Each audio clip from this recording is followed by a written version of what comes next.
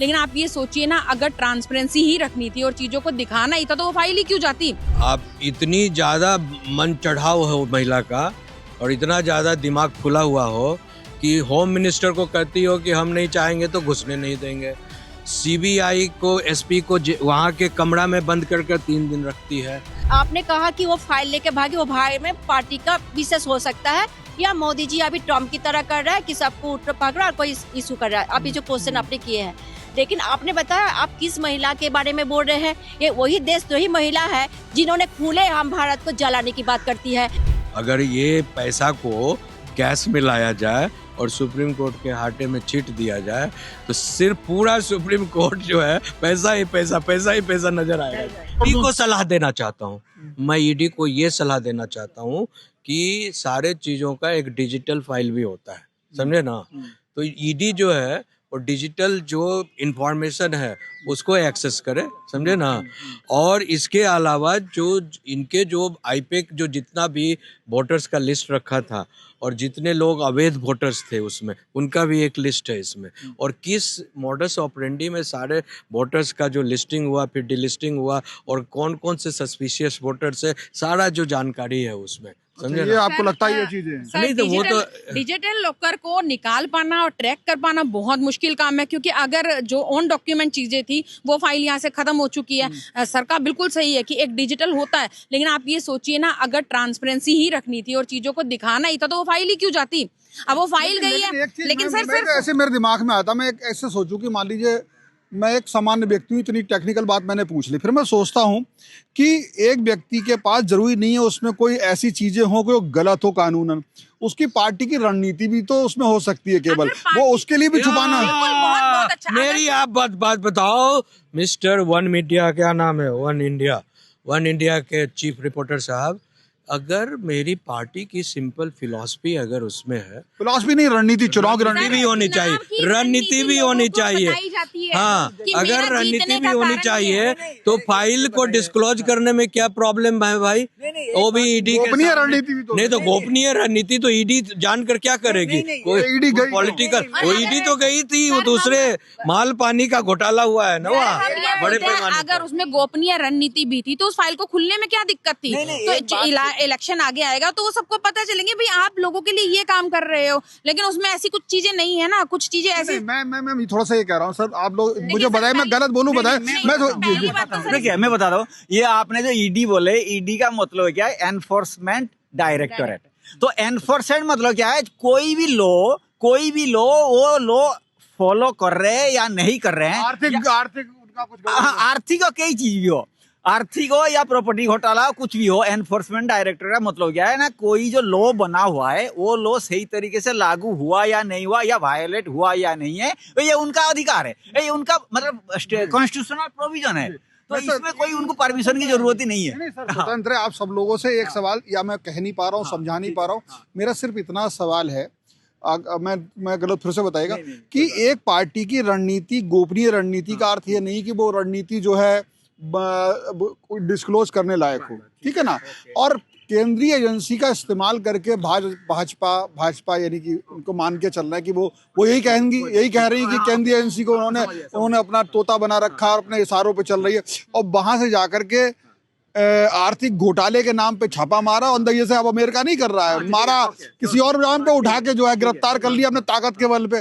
तो कहीं ईडी जो हमें ट्रम्प तो नहीं बन गए, मोदी उठा के पार्टियों के लिए पकड़ रहे हैं नेताओं को। सुनिए, जिस महिला को आप इतनी ज्यादा मन चढ़ाव हो महिला का और इतना ज्यादा दिमाग फुला हुआ हो कि होम मिनिस्टर को कहती हो कि हम नहीं चाहेंगे तो घुसने नहीं देंगे, सीबीआई को एसपी को वहाँ के कमरा में बंद कर 3 दिन रखती है, उसके बाद जो ईडी का पहले भी छापा पड़ा था वहाँ मार जूता ईडी के ऑफिसर्स को भगा दी, तो उसके लिए ईडी सीडी मीडी हीडी क्या है भाई। एक चीज बताइए, ये तो सीधा जो है उसको उठाओ और FIR कर अंदर करो। क्या देख रही है ये सरकार, ये देखिए ये रूल है, गुंडागर्दी करवा रही है सरकार, जान कर रही है। काम में कोई बाधा बंद करो, नहीं हो रहा है तो मैं चैलेंज करता हूँ प्रधानमंत्री और राष्ट्रपति को, मेरे को बना दो इंचार्ज बना बंगाल का, मैं देख लो क्या सिस्टम मिला देता हूँ पूरा। नहीं, देखिए ईडी का रूल है, ईडी का रूल है, अगर कोई उसके काम में बाधा करता है तो उसको उसी टाइम पर उठाकर पनिश किया जा सकता है। और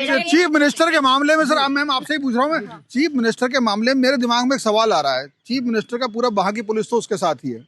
अब ईडी पहले बता रहे हो बंधक बना लिया सीबीआई को, ये सब बात आप बोल रहे हो, तो क्या ऐसे मामलों में, क्योंकि ऐसा पहले भी हुआ था कि शायद राजस्थान में भी जब सीबीआई का एक ईडी की टीम गई थी तो, और ये झारखंड में भी हुआ था, वहां की लोकल पुलिस, लोकल एडमिनिस्ट्रेशन ने उनके सामने उन पर मुकदमा तक कर दिया था, ठीक है ना?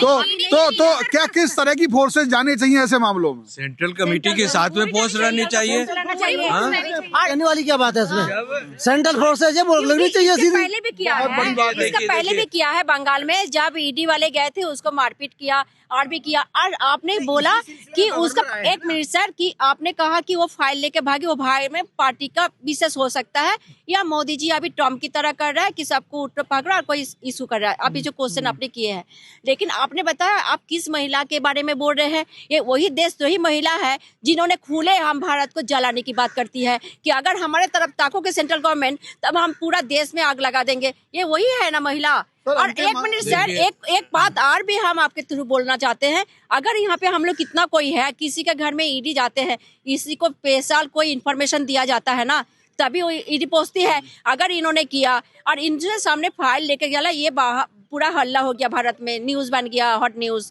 उसके बाद का क्या हुआ?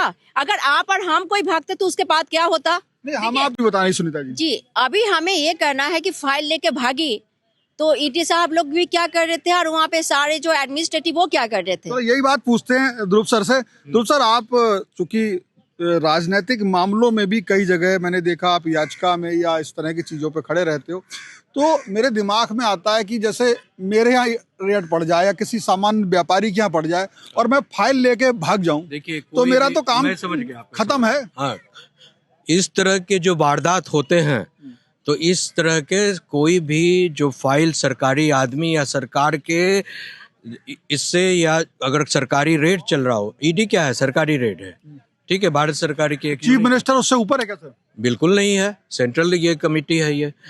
तो अब ये जब रेड हो रही थी तो उनके सामने जैसे ही ईडी नोटिस करने के बाद जो है ऑफिस में घुस जाता है, पूरी चीज जो एक एक सुई जो है उनके जिम्मेदारी, उनकी कस्टडी का एक इशू हो जाता है।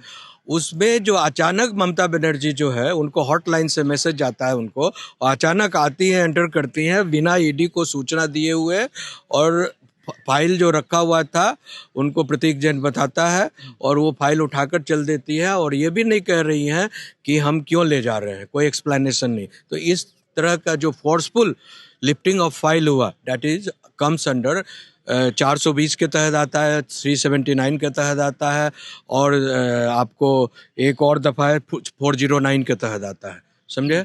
तो ये आईपीसी की धारा में बता रहा हूँ, और इसके तहत जो है इमीडिएटली जो है ईडी को कार्रवाई शुरू कर देनी चाहिए और जांच कर उस फाइल तक पहुंचना चाहिए कि ऐसी क्या रहस्य है, ऐसी क्या जो साजिश है उस फाइल में, जो बंगाल के खिलाफ या देश के खिलाफ हो सकता है, कि ईडी के सामने वो फाइल प्रस्तुत करने में उनको डर लग रहा था। सर, मेरे दिमाग में एक सवाल, मैम आपकी तरफ भी आऊँगा सर, आपकी तरफ मैं इस सवालों को इसलिए समझ, आम जनता सोचेगी कि जैसे पश्चिम बंगाल की चीफ मिनिस्टर है, चीफ मिनिस्टर एक तरीके से मुखिया हो गया प्रदेश का, तो वहाँ पे कानून एकदम आम आदमी से अलग हो गया। मुझे ऐसा लगता है कि चीफ मिनिस्टर, किसी को न्याय नहीं मिला तो वो आदेश देता है, इसे पकड़ लो, योगी सरकार कर रही, भाई ये करो, आदेश दे रही पुलिस को। लेकिन ईडी जब वहाँ ये कर रही है, चीफ मिनिस्टर आएंगे और या आएंगी तो वो इस तरह से ले लेंगे, तो वो आखिर एक ईडी का अधिकारी कर क्या, उसकी उस समय क्या, किस तरह की उसका फोर्सेस रहती हैं, किस तरह वो कर सकता है, या पूरा बहुत बड़ा अजीब सा मामला कानून व्यवस्था चीफ मिनिस्टर कैसे रोक सकता है? देखिए, कानून व्यवस्था जो है ना वो कैसे रोक सकता है? मैं वही बता रही हूँ, समझाइए दर्शकों को। देखिए, कानून व्यवस्था के अंतर्गत जो चीजें आएंगी उससे बाहर कोई नहीं जा सकता, चाहे वो सीएम है, चाहे वो पीएम है, और चाहे वो देश का कोई भी बड़ा व्यक्ति है। अगर ईडी की रेड है तो इसका मतलब ये है कि वहां से कोई सुई तो छोड़िए, तिनका भी बाहर नहीं जाएगा। लेकिन क्योंकि अब वहां पर ममता बनर्जी जी की सरकार है, वो अपने आप को वहाँ की रानी महारानी सब समझती हैं। वो अमित शाह जी को खुला चैलेंज करती है कि आप यहाँ एंटर नहीं कर सकते हो। तो वहाँ जब ईडी की रेड हुई तो वो वहाँ से फाइल लेती हैं और फटाफट से निकल जाती हैं। प्रतीक जैन जी वहाँ पर इंचार्ज हैं। आईपैक का जो ऑफिस है वो जग जाहिर है, सबको मालूम है कि ये तृणमूल का पक्का इनका ऑफिस है। पूरा इलेक्शन जो कैंपेनिंग है, पूरा इलेक्शन जो है वो सारा वहीं से चलता है। जितने घोटाले हैं, जितने भी इनके सारे कांड है, वो सब वहां पर फाइलों में बंद है। ये आईपैक फाइल है क्या, थोड़ा सा इसको बताओ। आईपैक फाइल नहीं है, आईपैक ऑफिस है।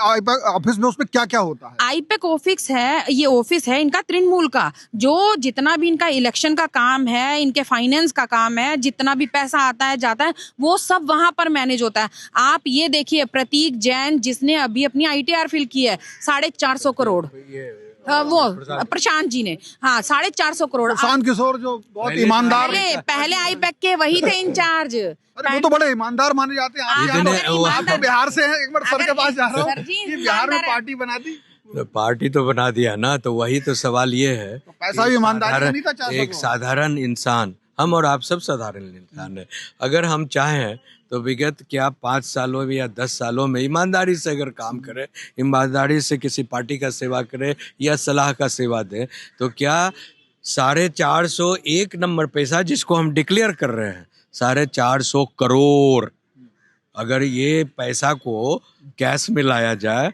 और सुप्रीम कोर्ट के हाथे में छीट दिया जाए तो सिर्फ पूरा सुप्रीम कोर्ट जो है पैसा ही पैसा, पैसा ही पैसा नजर आएगा सर, चारों तरफ छिटा हुआ। तो इतना पैसा कहाँ से और किस ढंग से लाते हैं कि एक नंबर में आप मेरे दिमाग में आ रही बात, आप सब लोगों, चूंकि आप बहुत वरिष्ठ एडवोकेट हो, मैं छोटे छोटे सवाल भी करूंगा, जनता के दिमाग में आएंगे कि किसी की पार्टी के दफ्तर पे ईडी को छापा मारने की जरूरत क्यों पड़ी है? मतलब कहीं आगे चुनाव को ये भी तो कहेंगे ना कि अब आगे चुनाव हो तो अभी से प्रेशर बनाना शुरू कर दिया आपने सेंट्रल एजेंसीज का। देखिए, ये ईडी को पावर है, अगर उन्हें कहीं से कोई इन्फॉर्मेशन मिलती है कि अगर वहां पर कुछ घपला है, कुछ ट्रांसपेरेंसी नहीं है, तो वो दिन रात किसी भी टाइम पर वहां पर छापा मार सकती है। इसके लिए कोई खास परमिशन नहीं, क्योंकि ईडी का काम ही यही है। और जब ईडी का वहां पे रेड हुई है ममता जी के ऑफिस में, जो उनका पूरा गढ़ है, तो वहां से वो फाइल लेकर क्यों भाग रही है? क्यों? क्योंकि सिर्फ इतना ही एलिगेशन आएगा ना कि फाइल लेके गई। अब कच्चे चिट्ठे खुलने से उनके जो उसमें रहस्य उनके हैं, जो उनकी सारी वो है,